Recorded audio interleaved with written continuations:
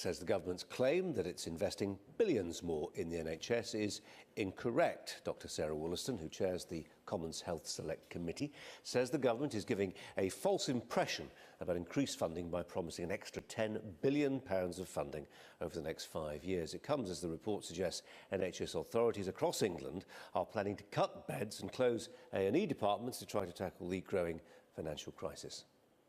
You can see how they've arrived at that figure, but the way that has been arrived at is by moving money around the system and taking money away from other critical parts of the health system. So yes, it's technically correct. If you add an extra year to the spending review period, you go back to 2014 instead of starting from 2015. And as I say, if you actually discount the fact that you've arrived there by moving money out of other critical budgets that people would normally think of as being health spending. Story about figures, let's pore over them. The government claims an additional £10 billion will be spent on the NHS over the coming 5 years from a total annual budget in England of £118 billion. The Health Select Committee says the real figure is less than half of that, a mere £4.5 billion, and that's because a substantial part of the increase in money for NHS England is being funded by reductions in areas of health spending which fall outside its budget, such as the public health grant to local authorities, education and training. Those reductions amount to £3.5 billion in real terms between 2015 and 2021. Let's bring in Dr Mike Galsworthy, who's an independent consultant and researcher in health innovation policy. Joins us live, as you see. Mike, a very good morning to you. Are we talking here about people simply scratching their heads and disagreeing in good faith about figures, or potentially more worryingly, an act of political sophistry where government's trying to present one set of figures which bear little relation to reality? Yeah, I would say it's much more the latter. So what we're looking at with the health system in this country is a 4% increase in demand year on year as population grows, and we've got the aging which is a good thing well. In many respects. We're all living longer, yeah, sure. Glory be. Yes. But what that means is that you have to increase the health budget in order to cope with that. So it was increasing at quite a decent rate up until about 2010, where it started going a lot more shallow.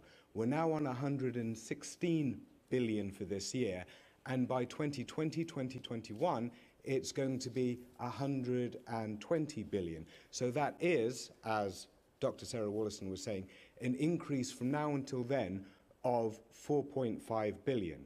Now, how did the government, Theresa May and Jeremy Hunt, get at this 10 billion extra figure? Well, it's because they started back in last year, then they quoted the increase in 2020 prices rather than this year's prices, but most importantly of all, if you think about the Department of Health budget, about 85% of it is going to the NHS and an extra 15% to stuff outside the NHS which supports it.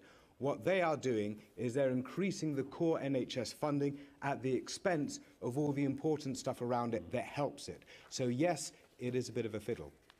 Mike, has there been a time in your working life as a doctor when funding for the NHS has been optimal, a golden age?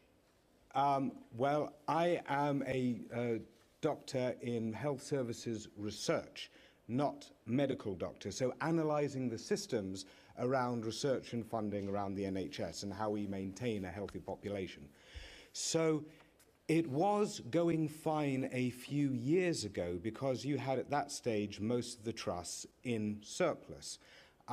But the reorganisation that came in 2012 wasn't associated with increased funding, so we've just come through a big period of confusion without the finances we need to stay on top of things, and that's why the trusts are starting to fall into debt now, and the vast majority of them are.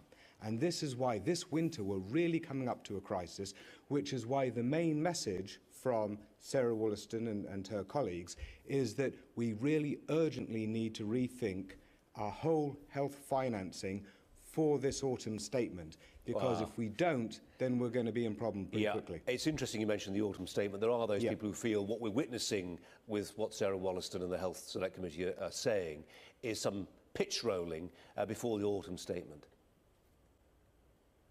Well, we've got quite a crisis on our hands, and because we had all of these issues around Brexit and the Brexit vote, whereby a lot of people did actually vote for Brexit because they, and polls showed this, because they believed that that would help bring in financing for the NHS.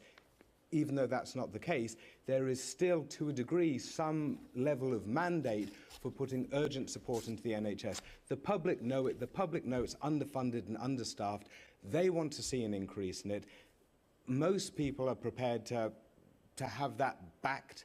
So the government really should be looking at this, because it's right throughout their own Health Select Committee. Those in the NHS and the public at large all know this. The government should be moving on it. Mike Galsworthy, good to talk to you. Thanks very much. Thanks.